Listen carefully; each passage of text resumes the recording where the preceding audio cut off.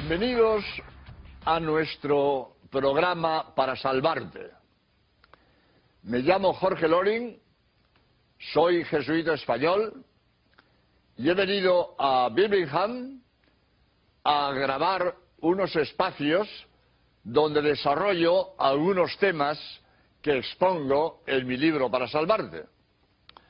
Y el tema de hoy va a ser la identificación científica de la tumba y de los huesos de San Pedro que se han encontrado en una necrópolis, en un cementerio, bajo la Basílica Vaticana.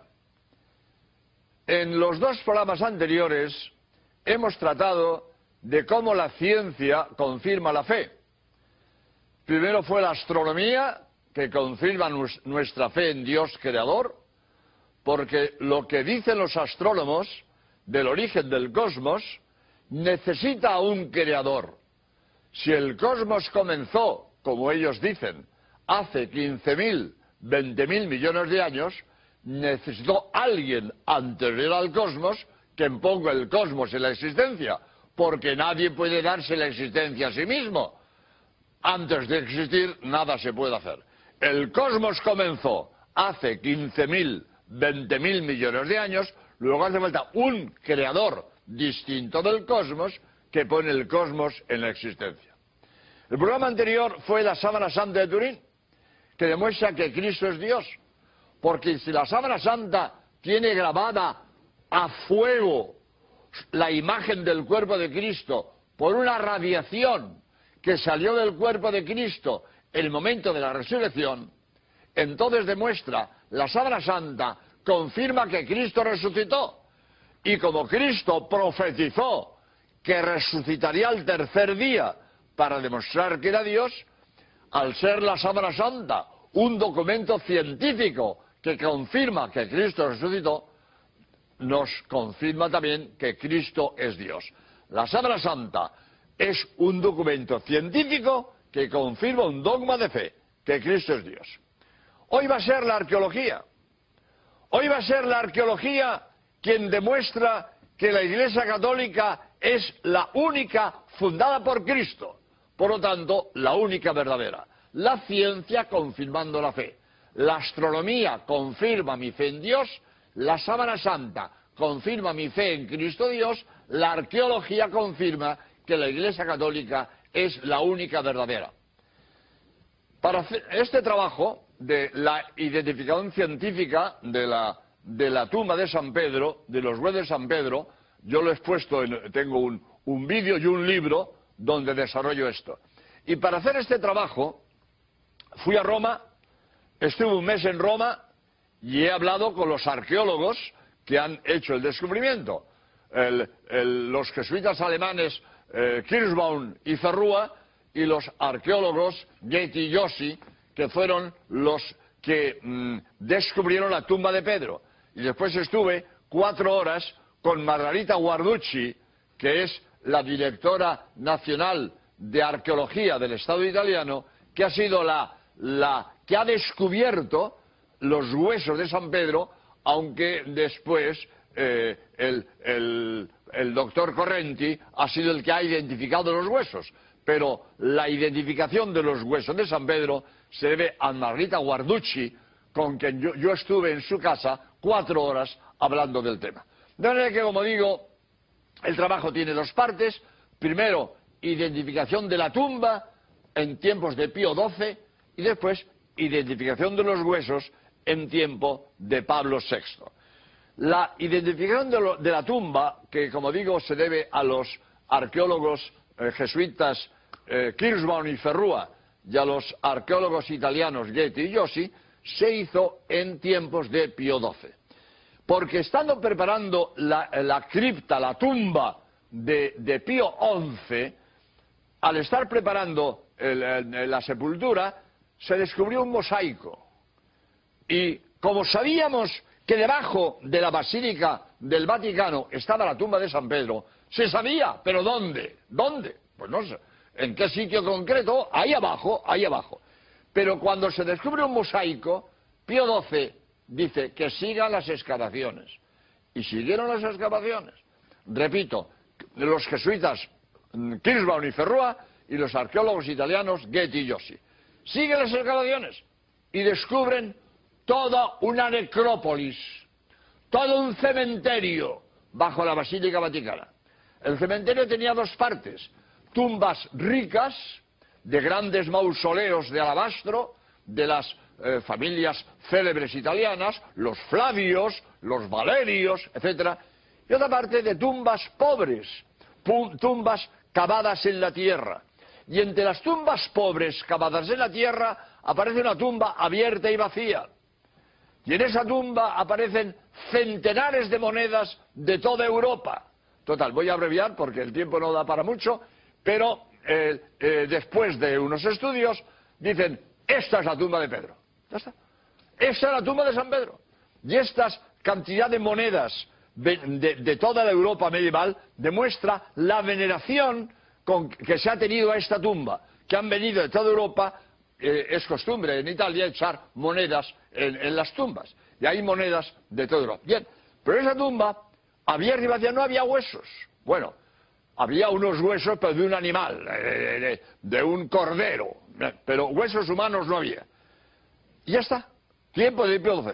Esta es la tumba de Pedro. Y Pío XII, en un radiomensaje de Navidad, lo dio a conocer: hemos encontrado la tumba de Pedro, pero no hay huesos humanos. Bien, siguen tiempos de Pablo VI y Margarita Guarducci, primera autoridad mundial en epigrafía griega, se pone a descifrar unos grafitos, unas inscripciones hechas con punzón en el enlucido del muro.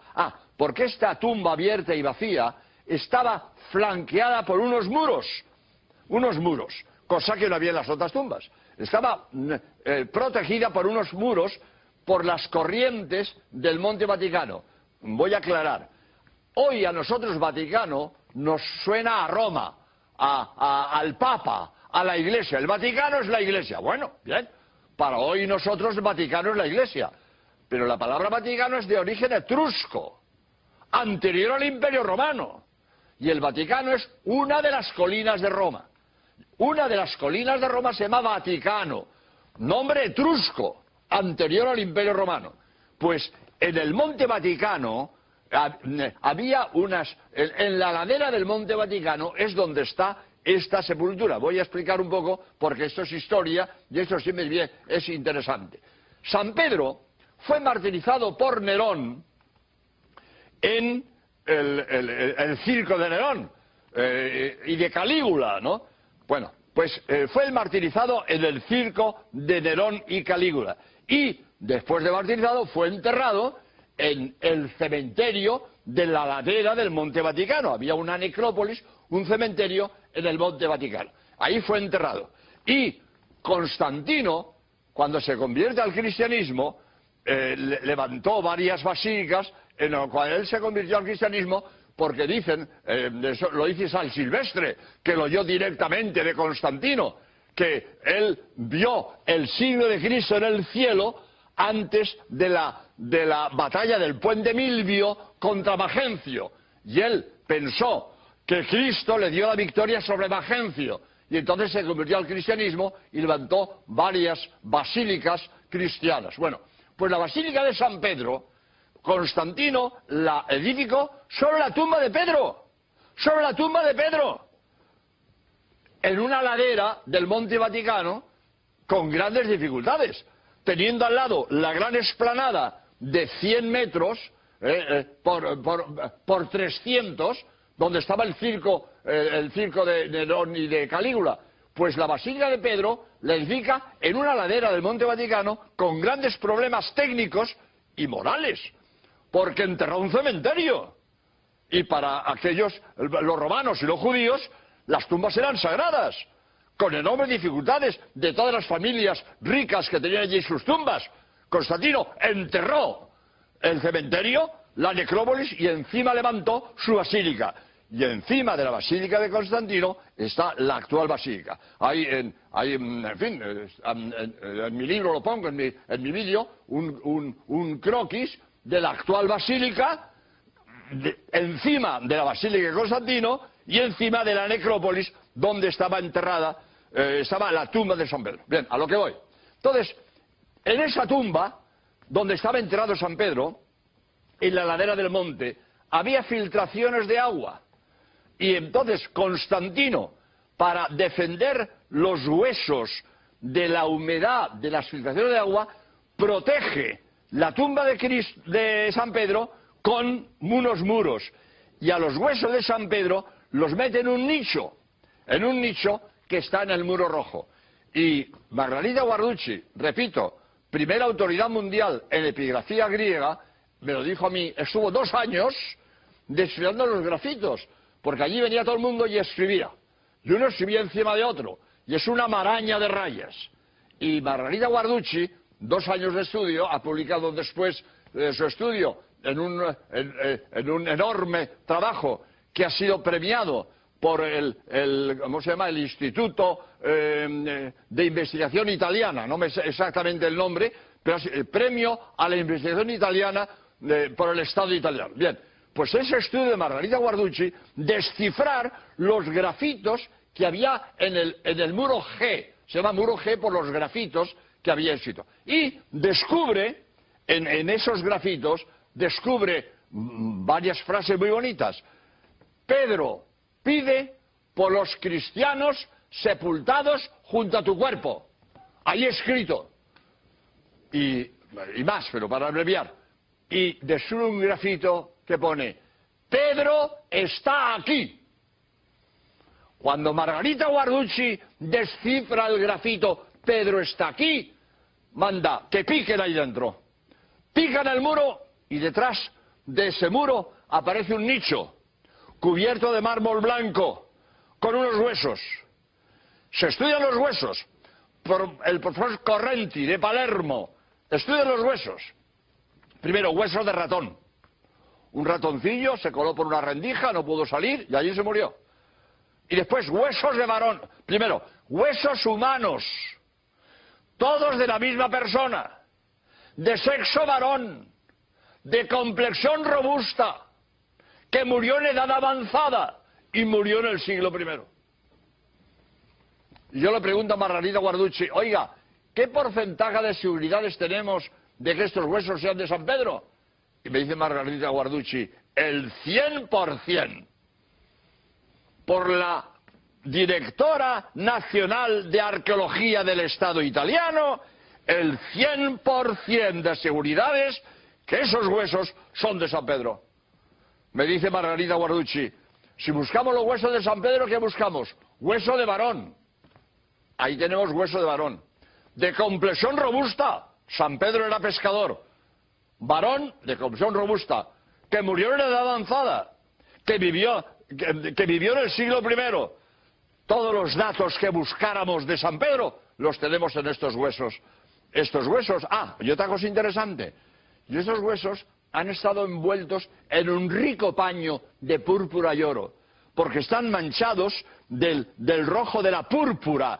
Han sido huesos muy venerados que Constantino los envolvió en un rico paño de púrpura y oro para tenerlos. O sea, han sido huesos muy venerados. Y otro detalle interesante, estos huesos, mientras los huesos de ratón están limpios de tierra, estos huesos, envueltos en el rico paño de púrpura y oro, tienen tierra adherida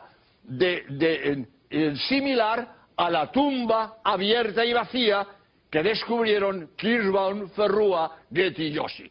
La misma tierra de la tumba abierta y vacía de San Pedro, esa tierra adherida hay en los huesos que se han encontrado en el nicho que hay donde junto a la tumba abierta y vacía que habían descubierto los arqueólogos Kirschbaum, Ferrua, Goethe y Joshi. Es decir, para abreviar, porque quiero decir otra cosa después, es decir, podemos tener la seguridad de que hemos encontrado la tumba de Pedro, de que hemos encontrado los huesos de San Pedro. Están en una necrópolis bajo la Basílica Vaticana. Ahora bien, esto para nosotros católicos es de un enorme valor, de un enorme valor. Ahí está Pedro, en que Cristo fundó su iglesia. ¿Y dónde está Pedro? Debajo del altar papal, debajo del baldaquino de Bernini, debajo de la cúpula de Miguel Ángel. Ahí está Pedro y encima su legítimo sucesor. Hay una continuidad local de San Pedro a Juan Pablo II. No solo por la historia, que tenemos la lista de más de 260 papas desde San Pedro a Juan Pablo II. Tenemos toda la lista de papas desde San Pedro a Juan Pablo II. La historia nos demuestra que Juan Pablo II es legítimo sucesor de San Pedro. Pero no solo la historia, la arqueología. Es que descubrimos los huesos de San Pedro debajo del altar papal. Es que todos los papas de Roma han dicho misa sobre la tumba de Pedro, sobre los huesos de Pedro. Continuidad local. Conclusión. Para nosotros importantísima. Conclusión. El que quiere estar en la iglesia de Cristo tiene que estar en la iglesia católica, la única que Cristo fundó. Cristo fundó una sola iglesia, en Pedro. Tú eres Pedro, y sobre esta piedra edificaré mi iglesia. Cristo hace un juego de palabras. En español, Pedro y piedra se parecen, pero en arameo, que es la lengua que usaba Cristo, Pedro y piedra es la misma. Kefa, Kefa. Cristo hace un juego de palabras, le dice a Pedro, tú eres Kefa, y sobre esta Kefa edificaré mi iglesia. Cristo funda su única iglesia en Pedro, y el único legítimo sucesor del mundo de Pedro, el Papa de Roma. Quien quiere estar en la iglesia que Cristo fundó en Pedro, tiene que estar en la iglesia del Papa de Roma, la única en el mundo fundada por Cristo. Para un católico esto es muy importante, para estar seguros en nuestra fe y no dejarnos comer el coco, como hacen muchos desgraciados que se dejan engañar por los testigos de Jehová, o por los mormones, o por los adventistas, o por quien sea. Todas las iglesias protestantes, fundadas por hombres, todas fundadas por hombres, sabemos quién, cuándo y dónde. Los testigos de Jehová, fundados el siglo pasado por Russell. Los mormones, el siglo pasado por Smith. Todos los protestantes, fundados por hombres. Sabemos quién, cuándo y dónde. Y todos vienen de Lutero. Todos vienen de Lutero. Antes de Lutero no había protestantes. El primer protestante fue Lutero, que era católico, que era sacerdote, que era religioso. Se pelea con el Papa, rompe con la iglesia y funda su iglesia. Y los luteranos son los primeros protestantes. Y antes de Lutero no había protestantes. Herejías ha habido siempre. Desde los primeros tiempos del cristianismo ha habido herejías. Qué sé yo, valdenses, montanistas, priscilianos, montones de herejías desde de los primeros siglos. Pero herejías independientes. No tienen unidad con el protestantismo. No tienen unidad de doctrina. No tienen unidad de gobierno. No han formado una misma comunidad en el tiempo. Herejías independientes. Pero todas las iglesias protestantes de hoy, todas vienen de Lutero. Y desde el luteranismo se fueron subdividiendo y hoy tenemos más de 400 sectas protestantes. Hay un libro de Crivelli, se llama Diccionario de Sectas Protestantes. Tiene más de 400. Y todas estas 400 sectas protestantes, todas vienen de Lutero. Y antes de Lutero no había protestantes. Yo suelo decir, cuando hablo de esto, perdonad si a alguien no le gusta, pero yo digo un medio chiste, que yo me invento, pero que da luz a esto. A lo mejor a alguien no le gusta que diga esto, pero lo digo porque lo digo siempre, pues no tengo por qué no decirlo aquí. Yo digo esto. Si una señora tiene un hijo 15 años después de morir su marido, ¿será de su marido? Pues el protestantismo nace 15 siglos después de morir Cristo. Si el protestantismo nace 15 siglos después de morir Cristo, ¿cómo Cristo va a fundar el protestantismo? El protestantismo lo fundó Lutero. Y después de Lutero, todos sus seguidores se han ido subdividiendo. Pero ninguna iglesia protestante, pues, ni lo dice, que fue fundada por Cristo. No puedes decirlo. Sí, se coge la historia de cada iglesia protestante y nada, llegaron hace unos cuantos años. Todas comenzaron recientemente. Ninguna puede decir que fue fundada por Cristo hace 2000 años.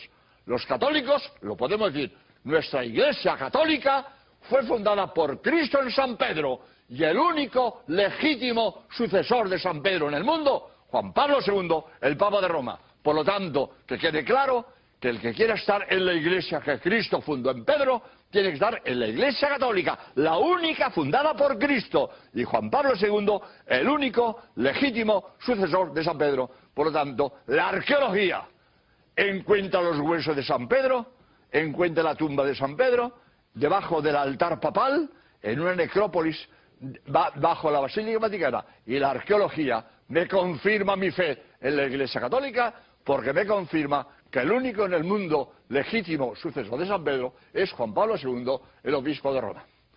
Pero no quiero terminar porque sería injusto que alguien saque la conclusión de lo que he dicho, que todos los católicos seamos buenos y todos los protestantes sean malos, porque eso no es verdad. Entre los católicos hay católicos indeseables, y entre los protestantes hay protestantes de buena fe, que son excelentes personas. Pero la buena fe de un protestante no convierte el error en verdad. El protestante está equivocado, aunque sea buena persona, está equivocado. Hay que distinguir que su vida sea honrada y honesta y sus ideas estén equivocadas. El protestante está equivocado, aunque sea buena persona, está equivocado. Su iglesia no la fundó Cristo, la fundó un hombre. Y el católico está en la verdadera iglesia de Cristo. Y si es mal católico, se irá al infierno. Pero el que él sea mal católico no quita que esté en la verdadera iglesia de Cristo. Lo que pasa es que no basta estar en la iglesia de Cristo, hay que cumplir con la iglesia de Cristo. Hay que ser fiel a la doctrina de Cristo.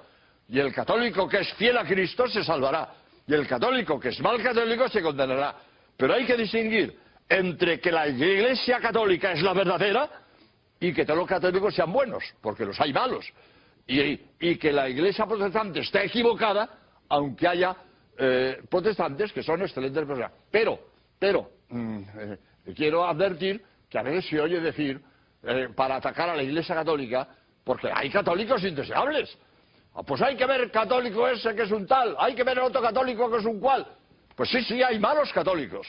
Pero para ver si un árbol es bueno, no miro la fruta podrida caída del árbol. Para ver si un árbol es bueno, miro la fruta pujante de sus ramas. Para ver si la Iglesia católica es buena, no miremos a los malos católicos, que es la fruta podrida caída del árbol. Miremos los santos, son exponente de lo que la Iglesia da de sí. Los santos son representativos de lo que es la Iglesia de Cristo. Y los santos nos dan ejemplos de heroísmo y de virtud.